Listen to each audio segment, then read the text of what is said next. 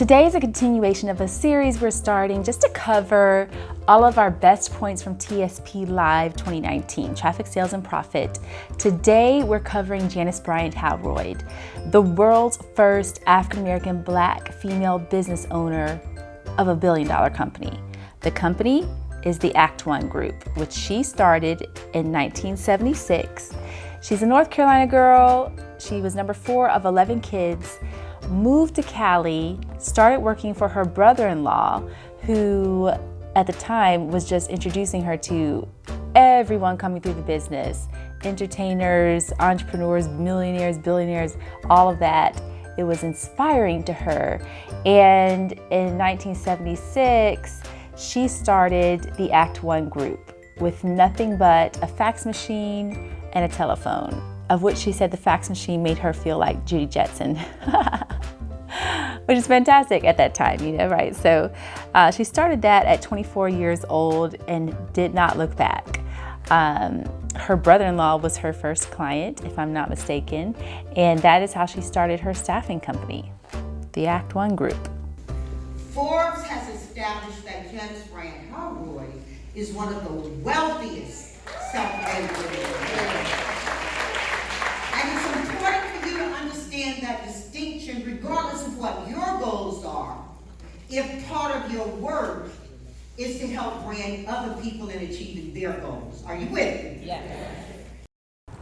So I'm going to cover 12 things that I think you would find interesting. I found it interesting, sincerely interesting, when she was chatting with us at Traffic Sales and Profit. Number 1, family tidbits.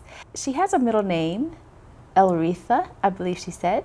Is from her mother. So her mother named her Elretha. So it's actually like Janice Elretha Bryant Howroyd is her now married name.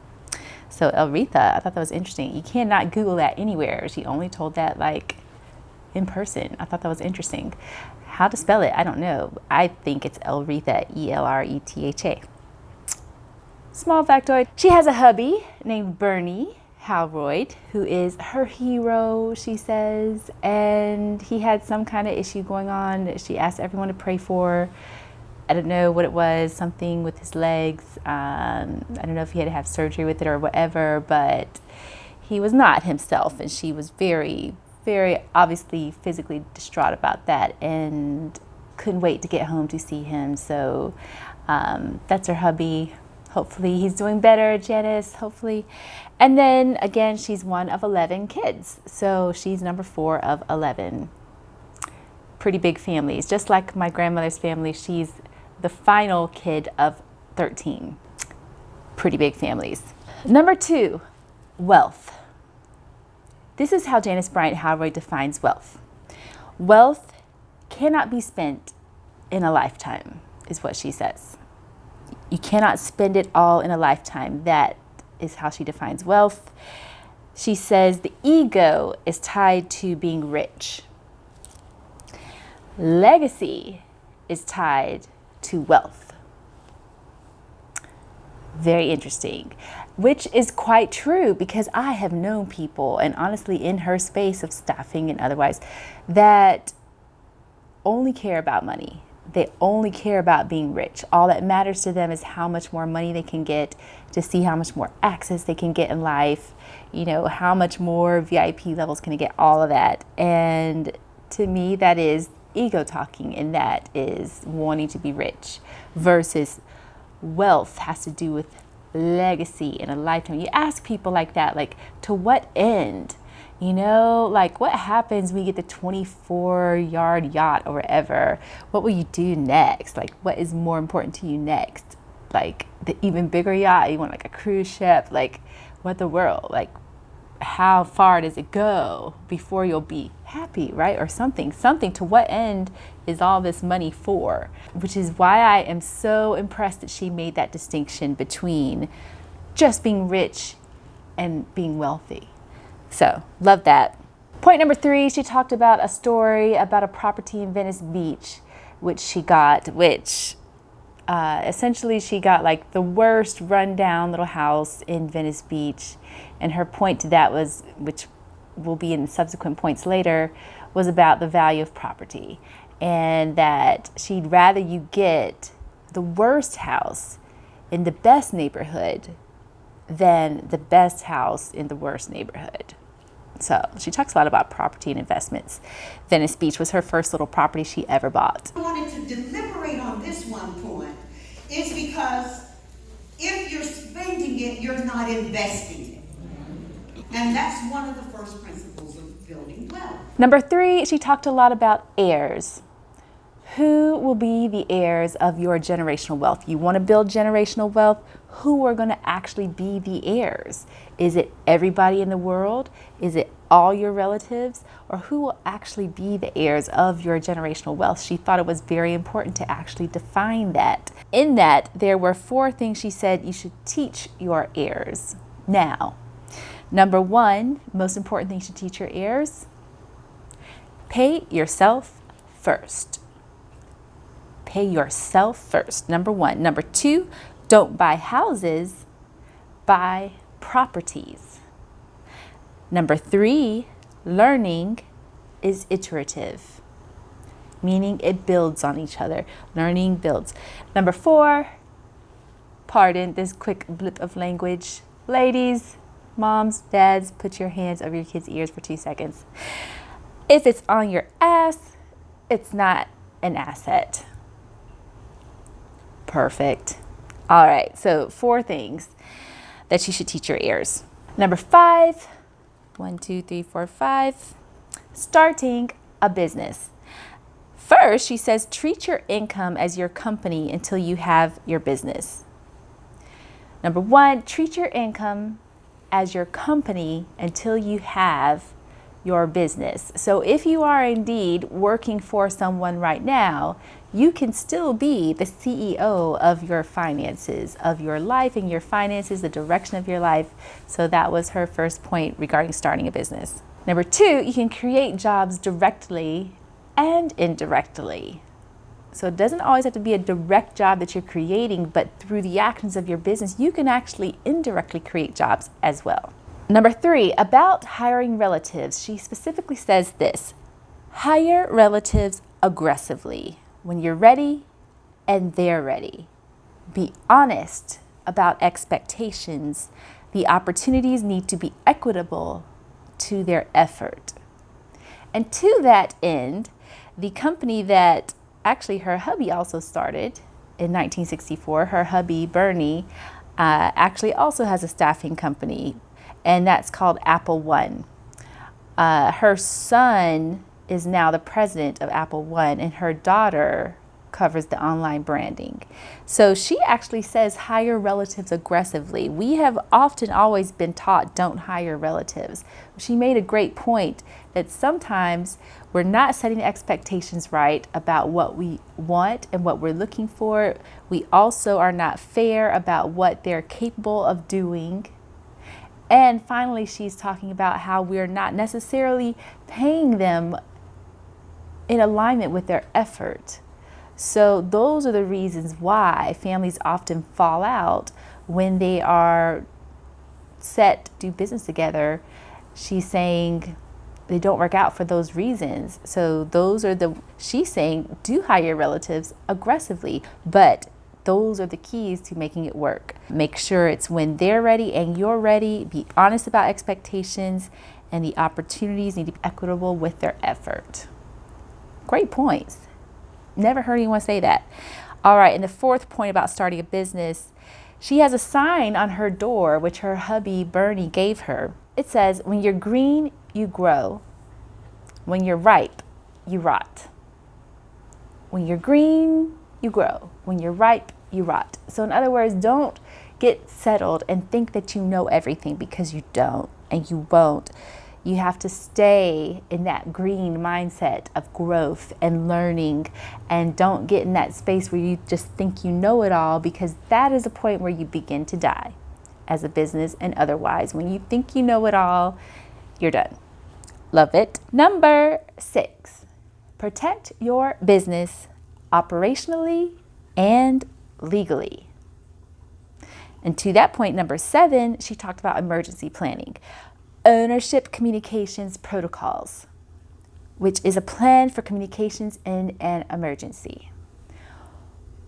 What? Like, I somewhat have heard of this, but not really. No one's really stressed it to us small LLC, sole proprietorships, the S corps and all that. I've not really heard anyone talk about ownership communications protocols before. That's a point to look up. I will be putting that on my list to research. Do you know about that? Let me know in the comments below. Number 8, her quotes. First, this is my favorite, absolute favorite. I covered this in the last video. I'm going to tell you now. My absolute favorite quote that she did and that she said that entire time is, I am an excellent steward of my clients. I'm an excellent steward of my clients.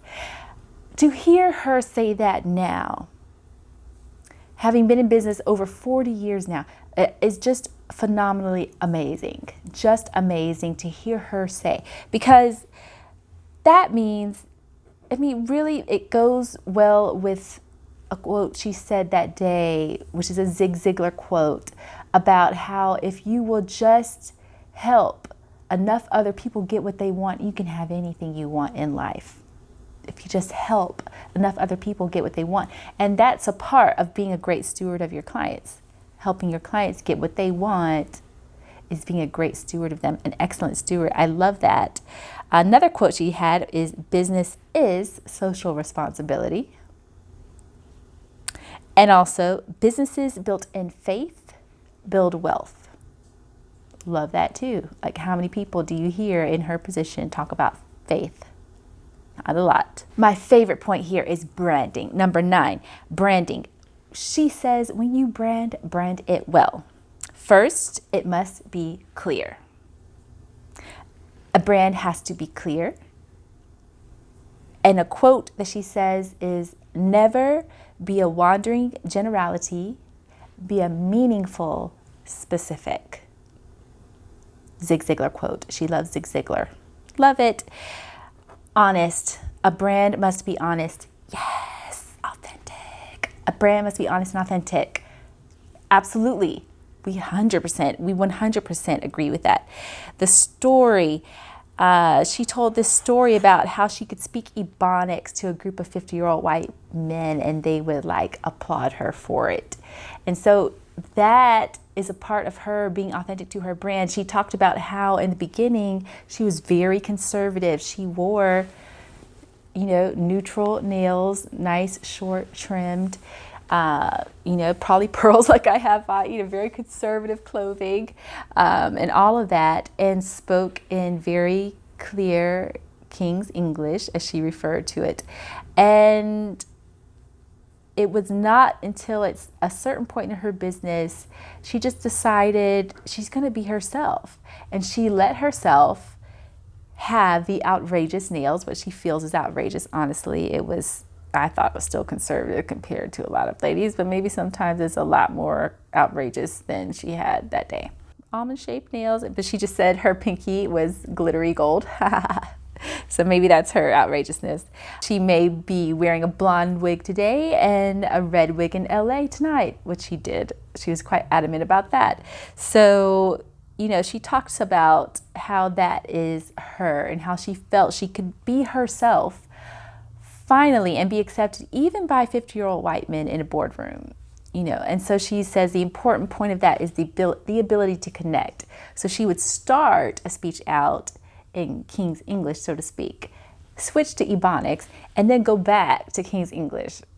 Honestly, she was speaking to a room of Black entrepreneurs. I didn't think the way she was speaking was quite Ebonics, to be honest. But was it just real in her? Absolutely. Yeah, absolutely. So, there's something to that. Power. Know the power of your brand. That was another point she made. And also, she pointed out some brands that she loves.